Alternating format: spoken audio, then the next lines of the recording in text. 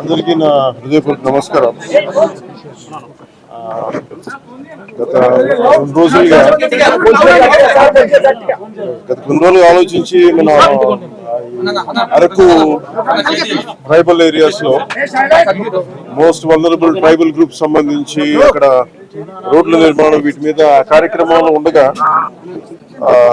నిన్న ఇవాళ కార్యక్రమం ఉండగా నాకు పొద్దున్నే ఒక 7:30 గంటలకు ఫోన్ వచ్చింది.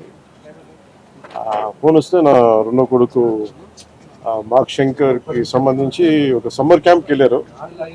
సమ్మర్ క్యాంప్కి వెళ్తే అక్కడ అంటే నా వైఫ్ కి ఫోన్ వచ్చింది, ఇట్లా ఫైర్ యాక్సిడెంట్ అయింది, స్కూల్ మన సమ్మర్ క్యాంప్ స్కూల్ నుంచి ఫోన్ చేశాను.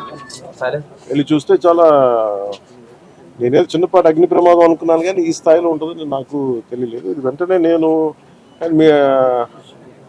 ఎలా జరిగిందో అంటే ఎలా ఉన్నారో కూడా నాకు ఇంటెన్సిటీ సీరియస్నెస్ నాకు తెలియలేదు. అంతా బాగుంటుంది అనుకున్నాను. చూస్తే ఇప్పుడు తనని ప్రస్తుతం హాస్పిటల్లో జాయిన్ చేశారు, బ్రాంకోస్కోపీ పెడతా ఉన్నారు. Very tragic news. పాపం తన పక్కనే కూర్చున్న క్లాస్మేట్ మొత్తం 3rd degree బర్న్స్, తినికి కూడా కొంత బర్న్స్ అని చెయ్యి మీదను కాలు మీద, లోపల చాలా వరకు స్మోక్ అంతా వెళ్ళిపోయింది గుండెల లంగ్స్లోకి.